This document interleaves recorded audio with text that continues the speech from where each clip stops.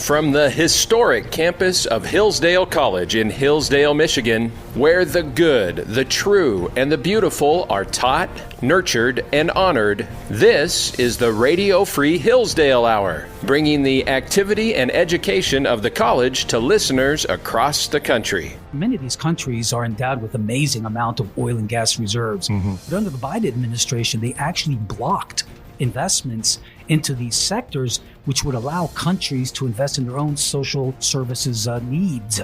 So lifting that up, promoting fossil fuel investment, they're going to generate the wealth that they need in order to finance their own needs. This is your host, Scot Bertram. Welcome to the Radio Free Hillsdale Hour, part of the Hillsdale College Podcast Network. That was Max Primorac. He is Senior Research Fellow in the Margaret Thatcher Center for Freedom at the Heritage Foundation here on Hillsdale's campus as part of our CCA lecture series on issues in international relations. We talk with Max today about how to think about foreign aid. Max, thanks so much for joining us. Thank you for inviting me. Talking today about the topic of your lecture here on Hillsdale's campus. You're here as part of our CCA lecture series. How to think about U.S. foreign aid. We'll start at the start. When did the United States first get into the business of foreign aid? What was the original nature, purpose of various foreign aid programs?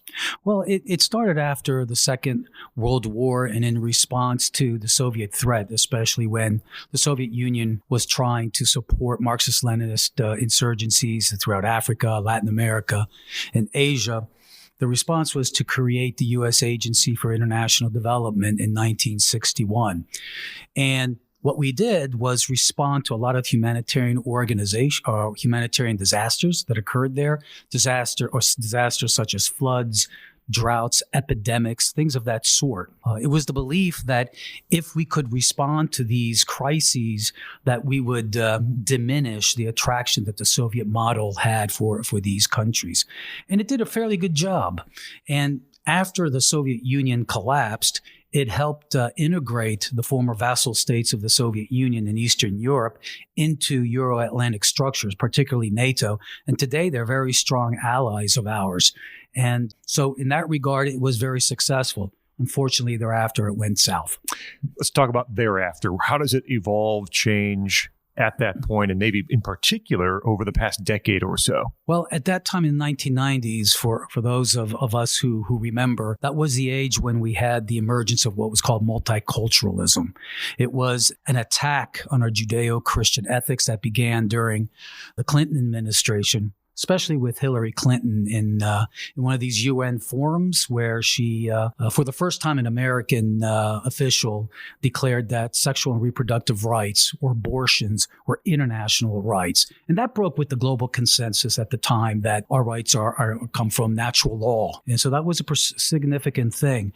With Obama came all of the climate, DEI, transgender issues, for 8 years. And you can imagine they used foreign aid as a global platform to promote these crazy ideas. And then under Joe Biden, he accelerated things and removed any possibility for even faith-based people to say no.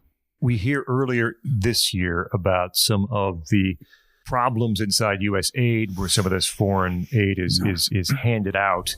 Is that a direct consequence of the changing priorities inside the foreign aid program? Under the Biden administration, it basically, the foreign aid complex was used as a global platform to push the ideas, not the other way around. And as a result, we were doing crazy things such as forcing transgender manuals on people starving. Even our humanitarian aid was infected by it. But keep in mind, we're talking about tens of billions of dollars, half of it staying at home through very high overhead charges. And this created a big blob of politically charged activists in Washington, D.C., who used it for political purposes. So here you have the U.S. taxpayer supporting something that they thought was promoting American interests abroad and reflecting, American generosity. In fact, it was being weaponized against him here in the United States. You were a USAID official in the first Trump administration, correct? Yeah, I actually ended up as the chief operating officer, the number 2 at USAID, after about 30 years of working with them or even being a grantee back in the 1990s. Our colleague here at Hillsdale College, Mark Moyer, was part of USAID during that time. We've talked about his book previously here on this program. What did you see from inside USAID? How difficult was it to root out some of the activities that were occurring? It was very hard. For instance, one of my jobs there, I served as the Vice President Mike Pence's envoy for counter-genocide programs in Iraq. And that was a time when ISIS tried to commit genocide against the Christian, the Yazidis, and others. And the first response we got from officials was, no, it's against the law. It's against the Constitution to help Christians. I asked, even if they are victims of genocide, specifically because they are Christians? And the response was yes. There was such a hostility towards Christianity and seeing Christianity as a block towards the progress revolution that they were trying to promote both at home and abroad, that there was incredible resistance. I worked with Mark, and he has laid out in his book very well just how deep and extensive was the effort to sabotage the Trump administration. We got a lot of things done, but we needed a second bite at the apple in order to continue with our reforms. But President Trump is getting his second bite at the apple, and we're seeing what's happening. Max Primorac is with us, Senior Research Fellow at the Heritage Foundation, heritage.org. So we talked about the USAID issues, corruption inside. Where are there areas, perhaps even now, in which there is an effective use of U.S. foreign aid?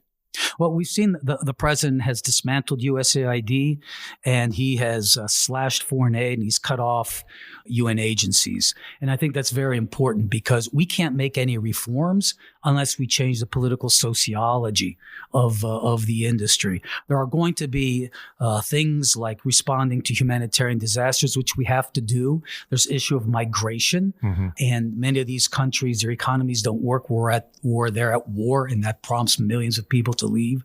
I think the President Trump's effort to be a powerful peacemaker, I think, ends these wars. I think that's important. But there's a range of reforms that we can take. First and foremost, we don't need to work with the middlemen, the UN agencies, the contractors, the Washington, D.C. based contractors, or the international NGOs that are the carriers of this corrupt ideology, and they're expensive. We can work directly with the churches, especially in Africa, because they have they have the hospitals, they have the schools, they have many important civic, social institutions that do a lot of this work. We can work directly with them. They're half the cost, and they represent an important bulwark against any other future efforts to misuse foreign aid as a colonial neo-Marxist effort.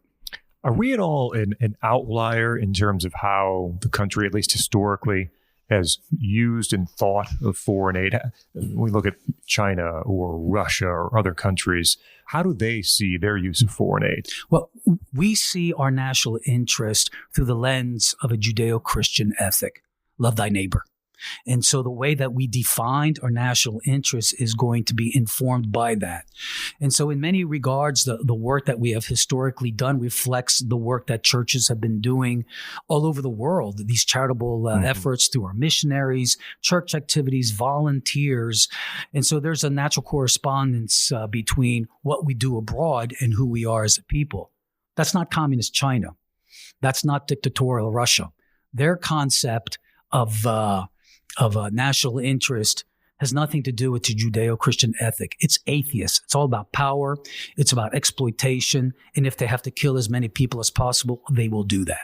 So it's very different. That's Max Primorac of the Heritage Foundation as we talk about how to think about U.S. foreign aid. More with him in a moment. But first, I want to make sure you're aware there is a new Larry Arnn Show now available from the Hillsdale College Podcast Network. On these shows, Dr. Arnn welcomes a guest, usually here on our Hillsdale campus, to have deep and meaningful conversations. This time, it's United States Education Secretary Linda McMahon on the show. The two talk about dismantling the Department of Education, returning education to the states, and the importance of school choice. Two extremely knowledgeable and passionate school reformers have a great discussion this week on The Larry Arnn Show.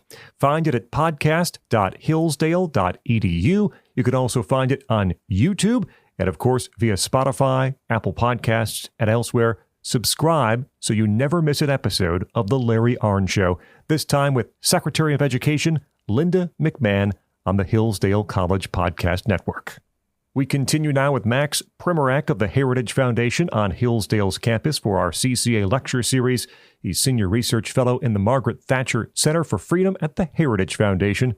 Max, let's talk a bit about China specifically, their efforts to leverage their aid and infrastructure projects in the developing world to sort of broaden influence. How successful has China been in those areas? Well, keep in mind, it's not aid, it's loans.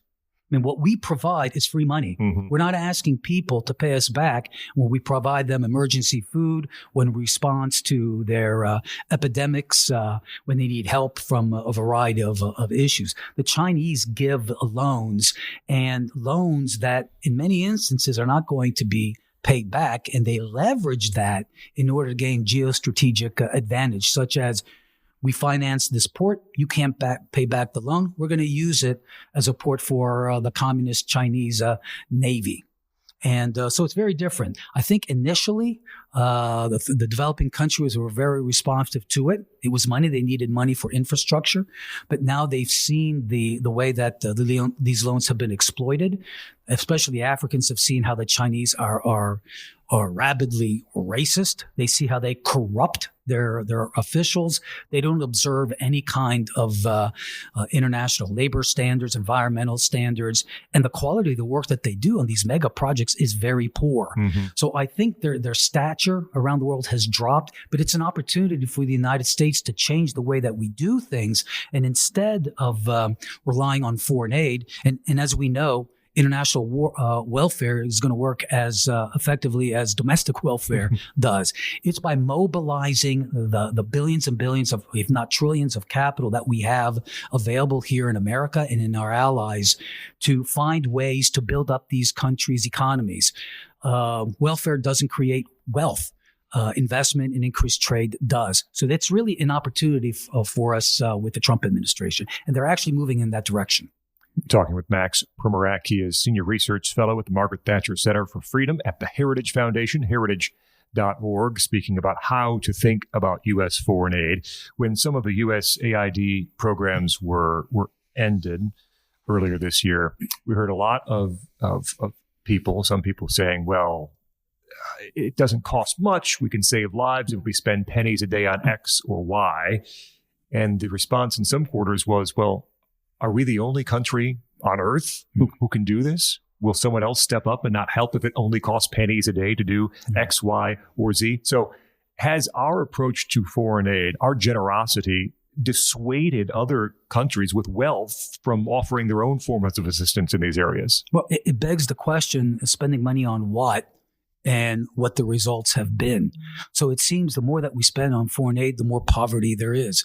Well, that's not a successful approach. We see that in our cities, the same kind of left-wing approach to poverty reduction. But what it does do is that it dissuades governments of these developing countries from reforming themselves. Mm-hmm. In actuality, we've been financing corruption. We've been financing socialism. We've been financing bad governance. And I think the sudden cut in foreign aid that the president has done has forced these countries to get real and start looking at policies that actually create wealth instead of stealing it.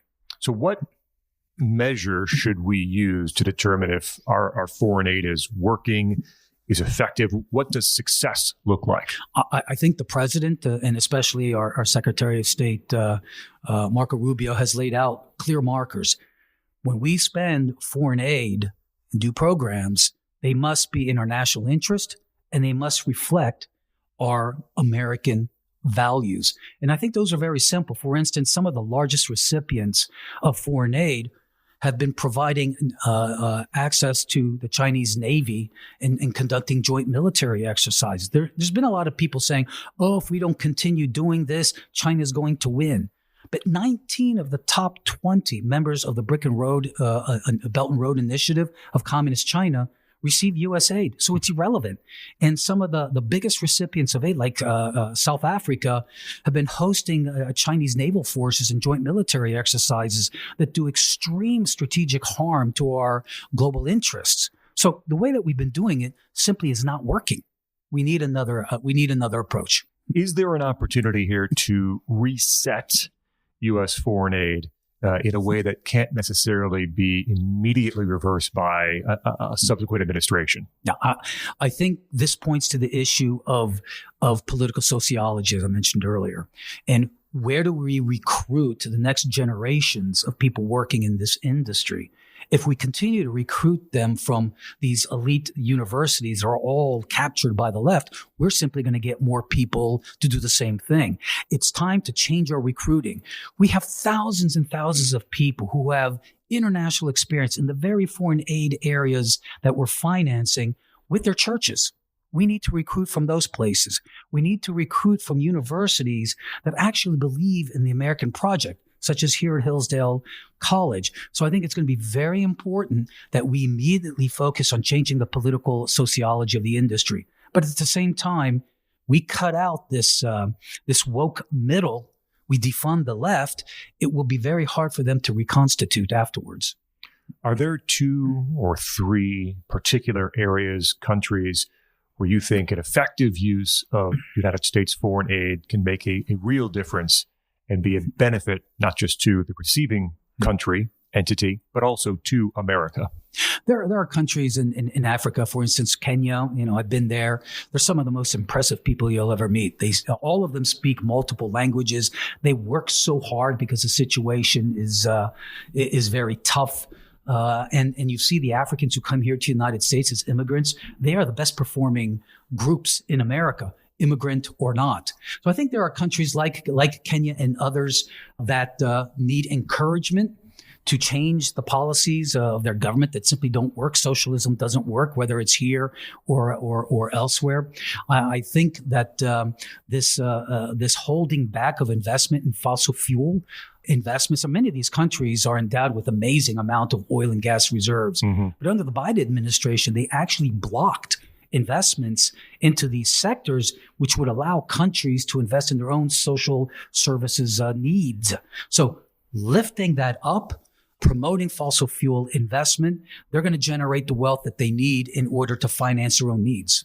Because money is flowing outward from the country, there might be some who sort of conflate this sort of aid that we're talking about with military aid that goes outside of our borders. Is there a need to have different strategies and sort of a different way of evaluating those 2 types of aid, those 2 types of money that flow out of our country? Those are 2 different kinds of aid. And when you look at the biggest recipients, Israel comes to mind. And as we're seeing, they are at the center of a coordinated Islamist effort to destroy them. They are a bedrock of freedom and democracy in the Middle East, and they're the best ally that America has. And so continuing that support is critical. Taiwan is another country that the communist Chinese want to take over. Should communist China take it over, it would be a geostrategic disaster for the United States. China would control all of the major sea lanes, not only for the United States, but for Europe, where most of trade passes through. So there are countries like that. I think the last NATO meeting, President Trump was so successful in finally getting our allies in Europe to start ponying up for their own self-defense. Mm-hmm. He got them to 5%, and they seem to be quite serious.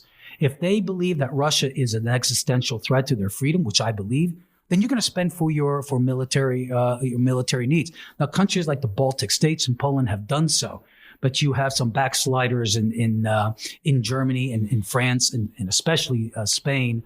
But I'm hopeful with Germany. They have a new conservative chancellor.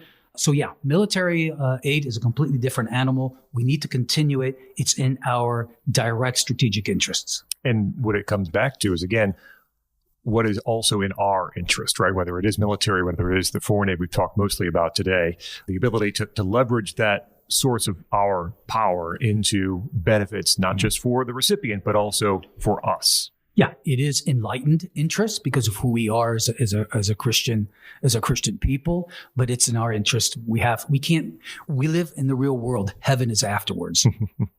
Max Primorac is Senior Research Fellow at the Margaret Thatcher Center for Freedom at the Heritage Foundation, heritage.org.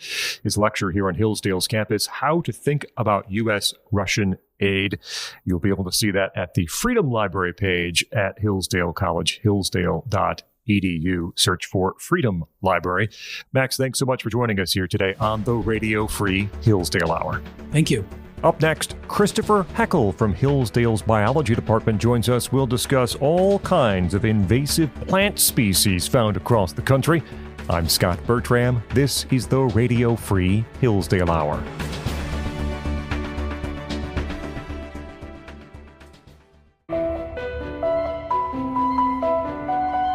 Hello, this is Jeremiah Regan, and I have some great news. We've brought Hillsdale's incredibly popular free online courses to the Hillsdale College Podcast Network. The Hillsdale College Online Courses Podcast brings you our online courses in their entirety, with courses ranging from ancient history and biblical epics to foundational political principles and the future of American citizenship. Follow the Hillsdale College Online Courses Podcast to hear new episodes every week with additional commentary and insights from our team. Go to podcast.hillsdale.edu to learn more. That's podcast.hillsdale.edu.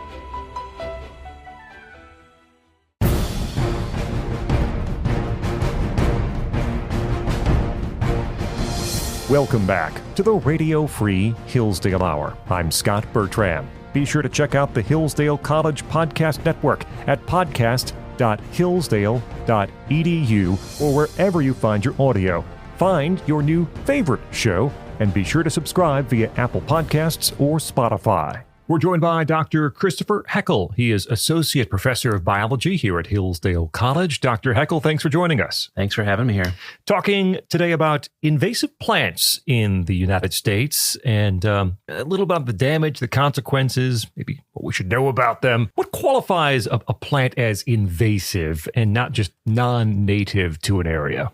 Right. So, the terms kind of go together, the idea of non-native invasive, although other things could be invasive. So the idea of being invasive comes from, is that plant or is that organism, we're talking about plants today, but is that plant going to do ecological harm, economic harm, or even be a harm to human health in some way? Mm-hmm. So various weeds that you find in crops for farmers that are not native to North America, those would be considered invasive. Often there's a component of spread as well. The ability of that organism to kind of just take over an area through being able to spread, make more of itself really quickly compared to the natives. And it's not just being from somewhere else. So there are plenty of non-native plants that have been naturalized, that exist kind of, I guess, in harmony with the ecosystem that they've been inserted into and don't really cause those harms. So that's the big thing. Florida is a great example of finding non-native plants. There, that kind of subtropical area in Florida is great for growing plants. They have their state lists about 1,500 non-native naturalized plants, or just, I guess I should say non-native plants. About 150 of those are actually considered invasive, right? So there's a real big difference on whether it's invasive or, can be non-native and friendly. Yeah. We're going to talk about a number of invasive plants here, maybe what we should know, why they're harmful. It'll vary by species, I'm sure. We're going to start with Oriental bittersweet. What's the story of Oriental bittersweet and its introduction to North America? So, Oriental bittersweet was introduced. It has these beautiful fruits. And so it's one of these plants that was actually intentionally brought to North America way back in the late 1800s, I think, because for growing in gardens, it has this beautiful kind of green foliage. It's a twining vine. So it's a woody vine. It actually kind of just wraps itself around things. And then in the fall, it produces these really just beautiful fruits where the fruit pops open and you see this red component inside surrounded by these four, usually just bright yellow, red and yellow things. And so florists still would like to put them or would use them for displays. That's the reason. It's really aesthetic, but then it escaped. And now we have it throughout really the eastern part of North America as this, where it takes hold. It's a pretty devastating vine. talking to Dr. Christopher Heckel about invasive plants in the United States. Garlic mustard. Why is garlic mustard such a threat to woodland ecosystems? Garlic mustard is a threat just because of how pervasive it is. And it's really, I don't know, it's really caught hold, I think, in the Midwest, especially where it's especially abundant. But it's one of those things because it gets into the forested areas, those places where people like to go on trail walks and things. So it's right kind of front and center for people who like to enjoy nature, I think. And so it's, I feel like it's one of the poster children of the invasive species because it's been studied a lot as well, just because it's an herb. That's why it was brought to North America. It's actually a garlic flavored herb. So, I've tried it. It's not bad if you get it at the right time of year. It's got that little garlicky flavor, but its ability to make its way into forests. So it's a pretty broad generalization, but a lot of invasives are really good at first colonizing, disturbed areas, edges, we might call them, roadsides, where we would find even our native weeds, right? They're really good at hitting and establishing in those places. But garlic mustard has this ability to make its way into forested systems, which we think sometimes are kind of resilient or resistant to invaders. And so that's the issue. As you go into the forest, you're expecting to see the spring wildflower display, and instead you've got this, this carpet of garlic mustard. And one of the problems is the seed of the garlic mustard stays viable for quite a long time. Yeah. So fairly recent study out of one of the leading groups studying garlic mustard up in Cornell have shown that those seeds in that seed bank, the seeds in the soil there, can stay viable for over 10 years, which is a long time. There are seeds that do last longer, but, it's a great strategy for those plants to have that ability and then just go along with the sheer amount of seeds that these things can produce. It's one of the reasons that it's hard to control. We got a couple trees, tree of heaven and then buckthorn. And I know about buckthorn and I hate buckthorn. It's all over the yard. And for a number of reasons, terrible. Tell us about tree of heaven and particularly why we should hate buckthorn so much. Yes. Yeah. So, one sounds kind of nasty, the buckthorn. The tree of heaven is another one of those purposefully introduced plants. The issue with tree of heaven is it's so versatile. I think it's a bigger problem in urban areas. So they produce a prolific amount of seeds, and those seeds don't need a whole lot of soil to germinate. So it'll grow out of the cracks in sidewalks or in buildings and things. And then once they start growing, you can start to break up. Those roots are strong enough, they can break up those things.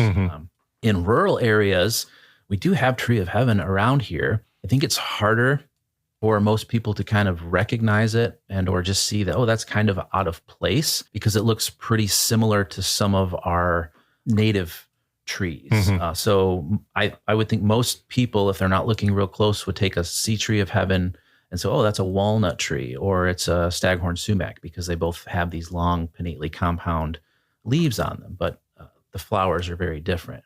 Right now around town, you can actually see tree of heaven in bloom. And it's really kind of pretty. It aptly named, I guess, but the problems that it can cause make it something that we just really don't want around. Buckthorn, on the other hand, is not a very attractive tree, in my opinion. It's it's definitely not a canopy sort of tree. They don't get terribly tall. The branches break easy. Its invasion was more accidental, I believe, but it spreads really rapidly because they are, again, another one of these plants that is a prolific seed producer. The birds will disperse their seeds, and before you know it, you have buckthorn everywhere. And one of the things with buckthorn is it's one of these invaders that is able to kind of have an effect on its habitat to kind of propagate itself. So it's really fast growing, so it's able to grow faster than some of the other trees around it. And turns out their leaves have a pretty high nitrogen content compared to other tree species around them. And so what happens is as those leaves fall, the leaves break down faster because of that higher nitrogen. It actually attracts more pests in and more decomposers. And it kind of accelerates the nitrogen cycle in the ground, and you get higher nitrogen, which some other natives are going to be less adapted to growing in. Yeah. So you get these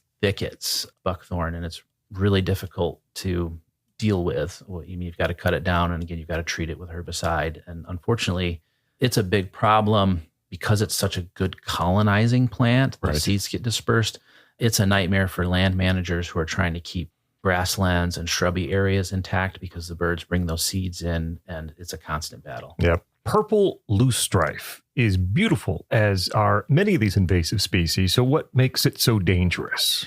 So I think the danger in purple loosestrife is where it grows, right? It's doing similar things compared to a lot of other invasive plants, but it is known for taking over wetlands, right? And wetlands are a precious habitat. They're somewhat rare to begin with, and one of those things that we worry about when we're looking at development and things. And the importance is what those wetlands do for us, those ecosystem services. So they're great at filtering water.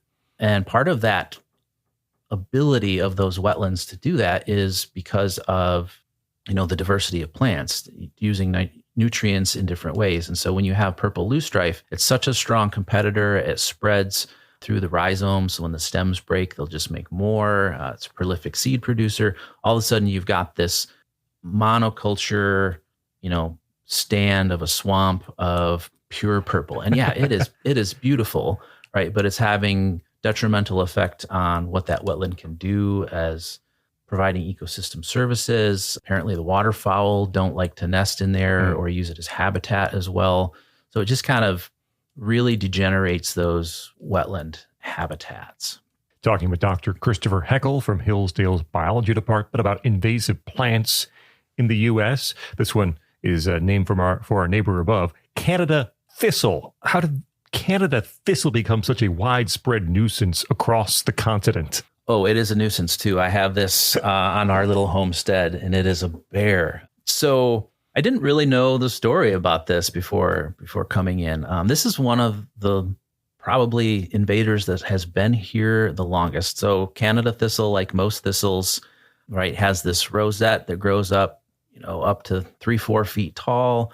As it's named, it's really prickly, right? Its leaves, and it produces a really pretty flower, which makes tons and tons of seeds. And so it's thought that even in the 17th century, thistle came over with French settlers into Canada. That's how it got the name Canada thistle, in some impure grains that they were planning to plant. And then the thing is that it forms such dense colonies. It just crowds out everything. And I think part of the spread, like your question of like, how did it get to be so bad? Because it is the one thing that we've talked about today as far as range, pretty much nationwide. Yeah. Every state in the U.S., I think, has Canada thistle.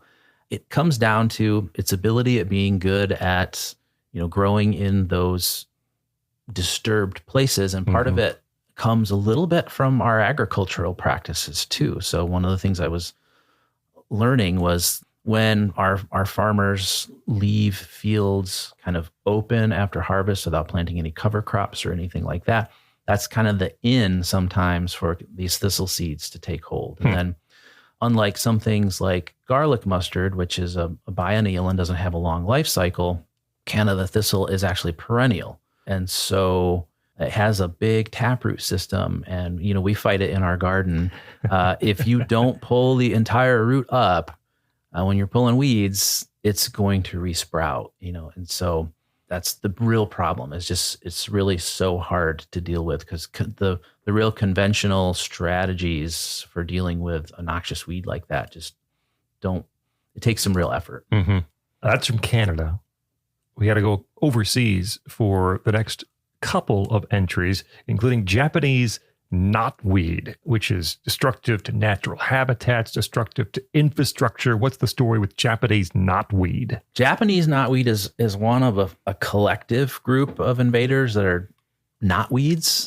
They all look mostly the same. So they're these perennial kind of shrubby plants. Again, really not bad looking in my opinion. They've got these big heart-shaped leaves. They produce a big cluster of flowers out at the end of them.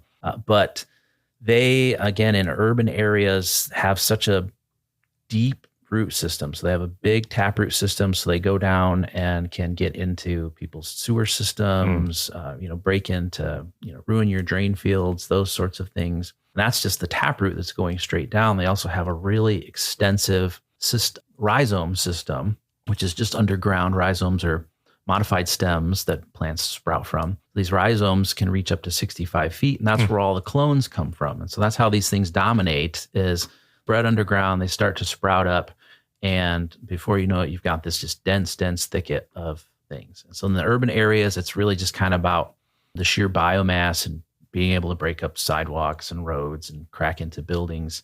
Out in these natural areas where I see it, usually kind of along rivers is where I've seen it the most, although I have some in my backyard, and it's not fun to deal with.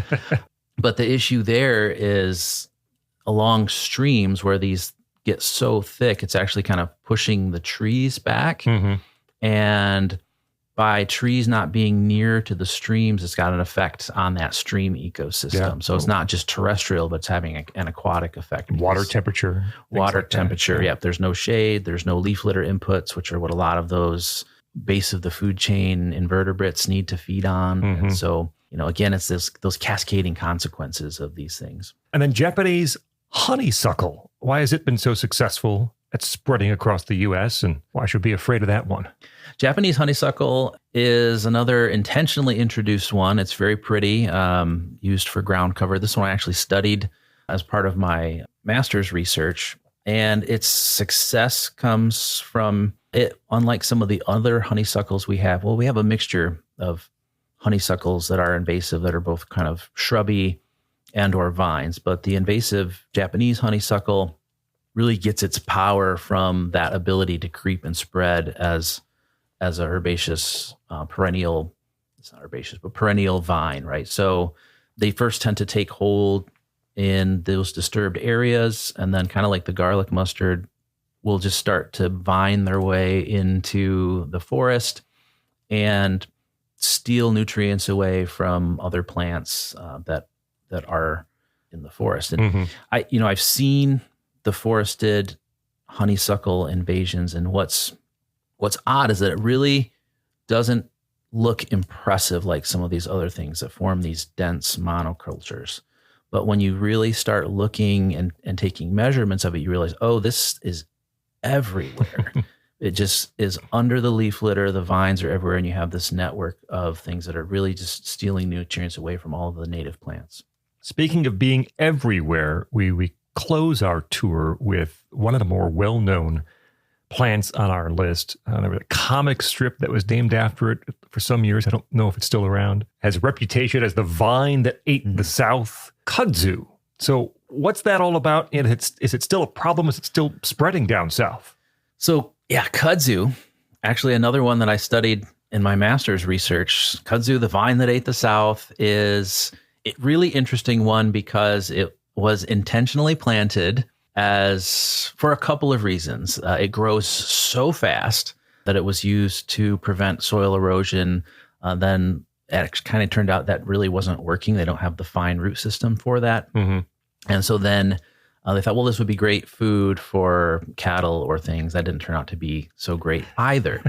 The interesting thing about kudzu, before we get to it eating the South, is it's a legume. So it's in the bean family, meaning it's a nitrogen fixing plant. So it establishes these relationships, a mutualistic relationship with underground microorganisms that have the ability to convert nitrogen from our atmosphere into a usable form for plants. So that's nitrogen fixing. It's called the vine that ate the South because it can grow meters, over a meter a day and tens of meters in a season. And so you can see these pictures where it just like overtakes entire forests or houses that have been abandoned. My research plot in Georgia, where I worked with this, it really is quite amazing because it's a perennial woody vine. The leaves look a lot like if you've seen a soybean. It looks a little bit like kudzu because they're related.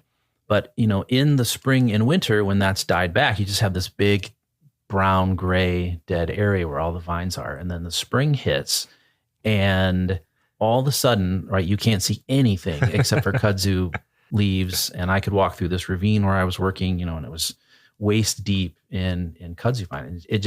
So the real danger of it is it shades out everything, right? It's not doing a lot to the soil, although it is a nitrogen fixer, so it's increasing nitrogen.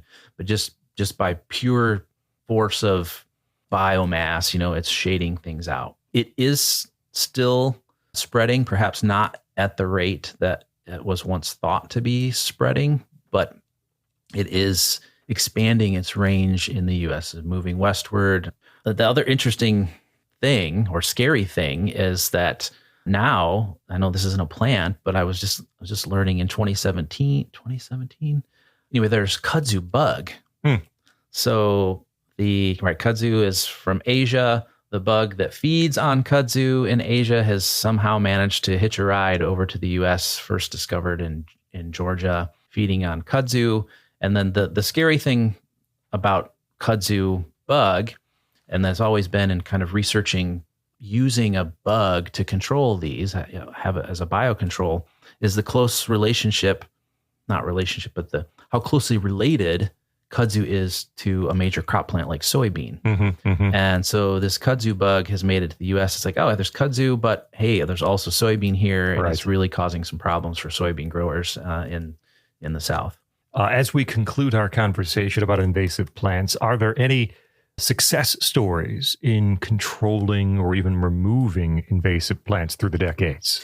I think I just kind of brought up the idea of biocontrols, and that's been a great success. So the researchers from Cornell, who I mentioned for doing garlic mustard, have also been at the forefront of purple loosestrife research. And they just published the last 2 years, they've been coming out with some studies really kind of cementing the idea that these different beetles that can be released into purple loosestrife areas are really effective at controlling purple loosestrife. And so where these beetles have been released, there's less habitat occupancy and there's less density of stems. And then even better is that they're finding that those purple loosestrife habitat, the natives are actually able to recover. And so we're getting plant diversity back from those. And so that's a really great success story and kind of using the science to combat the invasive.